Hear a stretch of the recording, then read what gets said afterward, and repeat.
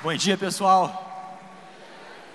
Queria primeiro agradecer a organização do evento pelo convite. É um prazer estar aqui com vocês.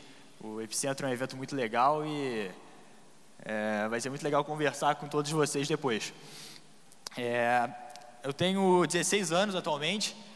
Eu trabalho em uma empresa chamada Stone, mas eu comecei a desenvolver aplicativos quando eu tinha 10 anos de idade. Então eu vou contar um pouquinho dessa história para vocês. Eu sempre gostei muito de tecnologia, então quando eu tinha uns 5, 6 anos de idade, eu já devia jogar videogame em casa, jogar joguinho no computador, fazer essas coisas.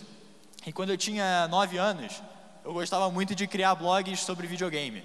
Então eu sempre ia para casa de algum amigo meu, ou algum amigo meu ia lá para casa, a gente jogava videogame e depois criava algum blog para falar sobre o jogo.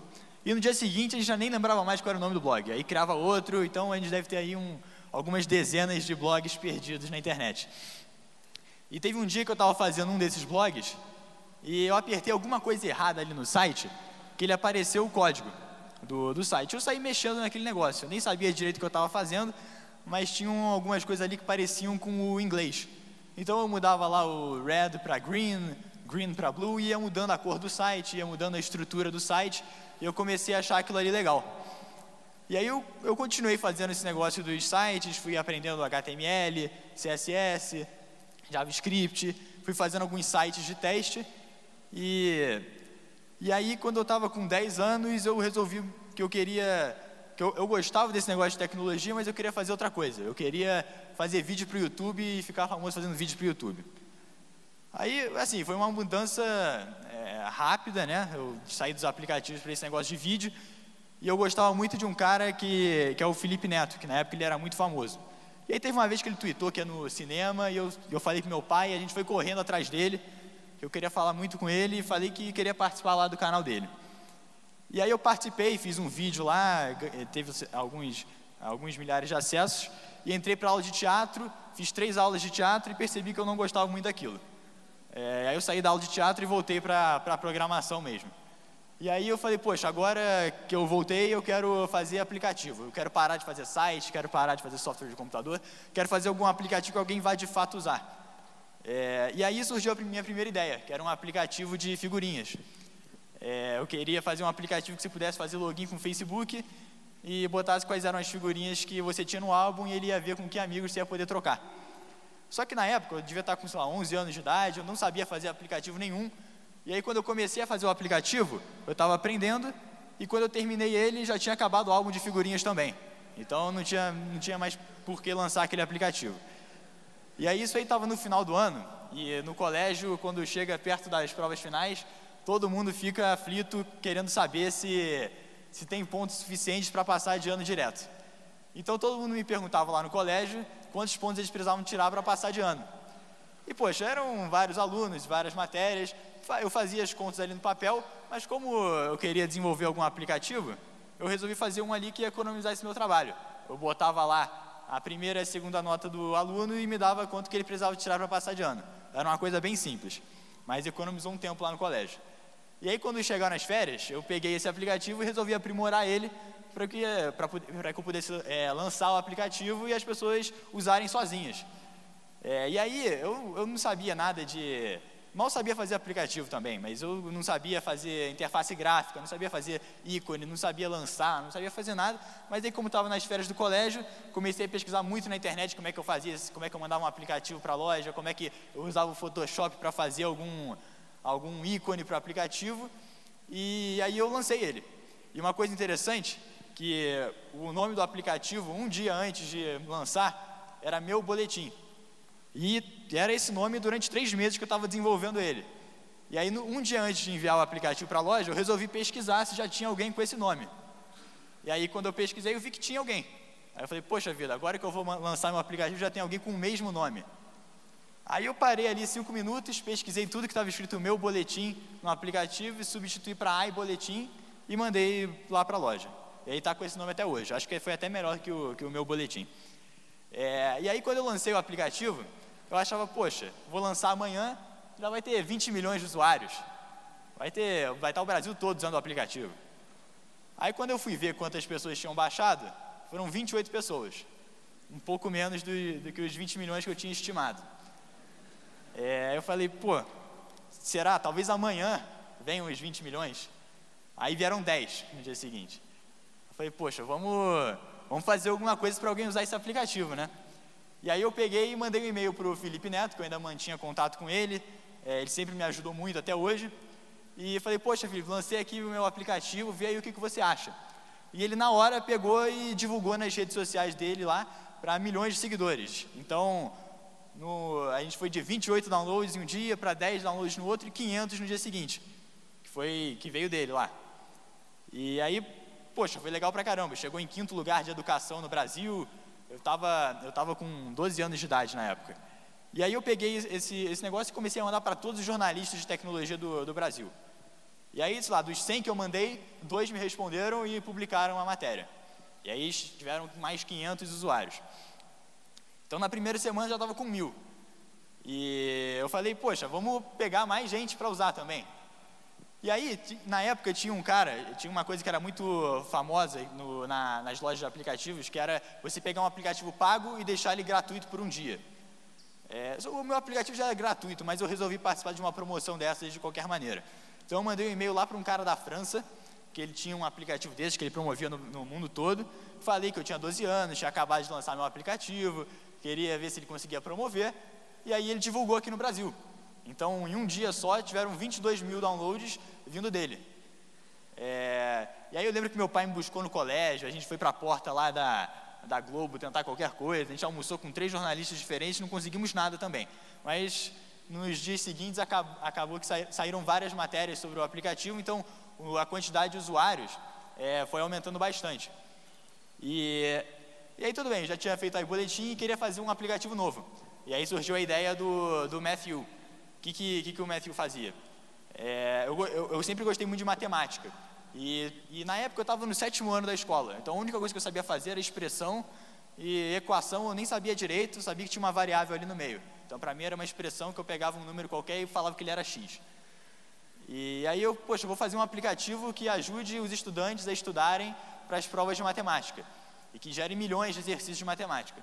Então eu fiquei 4 meses desenvolvendo um aplicativo que gerasse expressões e equações matemáticas para os estudantes poderem estudarem para as provas.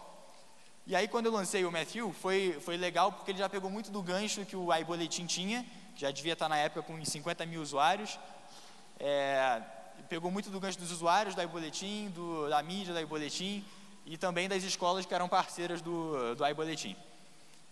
E depois do Matthew eu voltei um pouco, atualizei um pouco o iBoletim, fui fazendo algumas melhorias e comecei a trabalhar em uma empresa chamada 21212. Eu tinha 14 anos de idade e foi legal porque foi minha primeira experiência em uma empresa de verdade. Então eu conheci um cara chamado Marcelo Salles, que me chamou para trabalhar com ele na 21212, que é uma aceleradora de startups. Então, investiu em várias startups e as pessoas que já tinham conhecimento antes, que era o Marcelo, o Benjamin, o Cyber, eles davam mentoria para essas empresas e elas cresciam por conta disso. E aí eu entrei para essa 21 para ficar lá um tempo aprendendo como é que funcionava uma empresa, como é que funcionava uma startup, como é que você fazia o seu produto, como é que você lançava. Então foi um período muito legal que eu passei lá. Aprendi muita coisa com eles. E depois da 21212, eu conheci um cara que também tem uma startup de educação. Eu acabei conhecendo ele por conta dos aplicativos, que é o Rodrigo, que ele tem uma startup chamada Passei Direto. Tem 6 milhões de usuários universitários. E quando a gente estava conversando, surgiu uma ideia de fazer um novo aplicativo, que não tinha nada a ver com educação, não tinha nada a ver com o que eu já tinha feito antes. Então era uma experiência nova. Então era um aplicativo de rede social que tinha muito foco nos Estados Unidos. Então eu realmente não sabia muita coisa. Mas só que ele já conhecia mais do mercado americano, já conhecia mais de redes sociais. Então o TagChat, ele era um aplicativo que servia para você falar sobre diversos assuntos. Então tá tendo o jogo do Flamengo e Fluminense, tem uma hashtag lá Fla-Flu e todo mundo que está assistindo o jogo pode falar sobre esse assunto. Ou, por exemplo, todo mundo que está aqui no evento do Epicentro poderia falar na hashtag Epicentro. Era para coisas desse tipo, só que o foco era muito nos Estados Unidos. E o TagChat a gente começou testando no meu colégio, no Rio, botamos o pessoal da minha turma, lá do ensino médio, para usarem, e depois a gente lançou nos Estados Unidos. E acabou que o TagChat ele só serviu para fãs de One Direction nos Estados Unidos ficarem trocando mensagens. Então, tinha lá umas 100 fãs malucas de One Direction que mandavam 4.000 mensagens por hora pelo aplicativo. Mas não tinha outros assuntos, era só isso mesmo. Mas, de qualquer forma, foi uma experiência boa, porque eu passei uma semana lá no Vale do Silício para tentar levantar um round de investimentos para o aplicativo. E eu fui para lá praticamente com nenhuma reunião marcada. Eu fui lá batendo na porta de todos os investidores, qualquer pessoa que parecia ter mais de R$1.000 no bolso, eu ia falar com a pessoa, apresentava o aplicativo, falava que já tinha outros aplicativos com alguns usuários e via se ele queria participar da empresa. Acabou que a gente encerrou o TagChat depois e eu voltei pro iBoletim. E aí, quando eu voltei para o iBoletim, a ideia já não era mais só ganhar usuários, era tentar transformar ele em algo mais sustentável. Então, eu queria fazer uma coisa B2B com ele. A ideia era fechar com sistemas de gestão de escolas para que elas pudessem usar o iBoletim para mandar as notas para os alunos, para os pais, para os professores e deixar o meio mais tecnológico. E aí eu não conhecia ninguém que tinha esses sistemas de gestão de escolas, sistemas de ERP. E aí eu peguei lá uma lista de 50 pessoas que tinham sistemas de escolas, pesquisando na internet mesmo, liguei para todas elas do meu quarto, depois do colégio, falando que, poxa, eu sou o Natan, presidente do iBoletim, queria apresentar para você aí um projeto que a gente tem aqui na empresa, para poder integrar com o seu sistema e oferecer para os seus clientes. E aí eu fiz esse pitch para 50 pessoas diferentes, por telefone, ia encontrar com os caras, tentando vender o meu peixe. E eu acho que uma das coisas que você mais aprende é quando você tem o seu próprio produto e tenta vender ele para diversas pessoas. Quando você aborda a pessoa, quando você aborda o seu possível cliente, você tenta fazer seu pitch de vendas. É muito legal você aprender esse negócio de como você negocia com o cara, como que você cria o seu pitch de vendas. E aí, na época, isso foi no final do ano passado, eu acho que eu tinha fechado com uns 3 sistemas, que davam umas 100 escolas mais ou menos, só que daí não consegui fechar mais com mais colégios. E aí olhando nessa época, já estava com uns 130 mil usuários, mais ou menos, se você fosse pegar todo mundo, e a maior parte vinha do iBoletim, porque eu acho que é o aplicativo mais simples que tem, e eu raramente fazia alguma atualização a ele, só que os alunos achavam muito simples, então continuavam usando. Então até hoje tem uns 300, 400 usuários novos por dia, e toda semana tem 10 mil notas que são inseridas no iBoletim. E aí, depois que eu saí dessa parte B2B do iBoletim, que eu tentei vender lá para os caras todos, eu comecei a trabalhar em uma empresa chamada Stone, que é uma empresa de meios de pagamentos. Então, a gente tem maquininhas de cartão de crédito, faz transações pela internet, e é uma coisa que é muito diferente é um negócio de verdade, então é muito diferente dos aplicativos que eu já tinha feito antes, muito diferente de fazer um aplicativo de notas, muito diferente de fazer um aplicativo de rede social. E eu acabei entrando para essa empresa porque eu já conhecia o pessoal lá desde 2014, e eles sempre me ajudaram muito. A cultura da empresa sempre foi muito forte, então eles sempre me deram muito apoio, mesmo não estando lá dentro. E eu acabei indo para lá no final do ano passado, e eu comecei trabalhando com tecnologia, porque era o que eu já estava há mais tempo fazendo, né? Eu já estava, desde os 10 anos já fazia algumas coisas de site, software, aplicativos, e quando eu entrei para lá fui fazer isso também.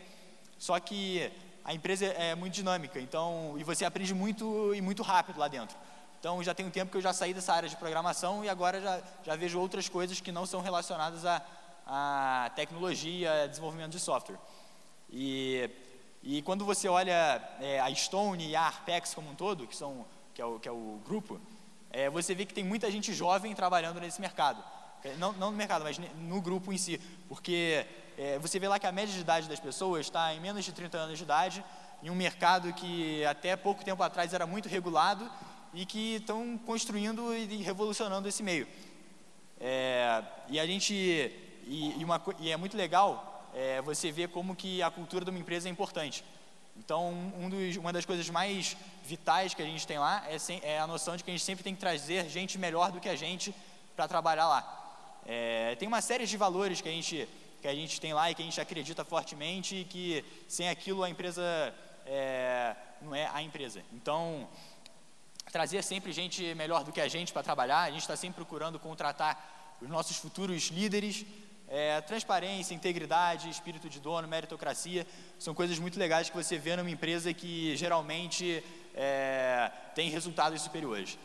E, inclusive, a gente está com o nosso processo seletivo aberto, que é o Recruta Arpex, que é um processo muito legal, que você se conhece muito no processo, você aprende muito, e a gente tenta passar o máximo possível da nossa cultura para todo mundo. E é isso aí, pessoal. Muito obrigado e aproveitem o evento.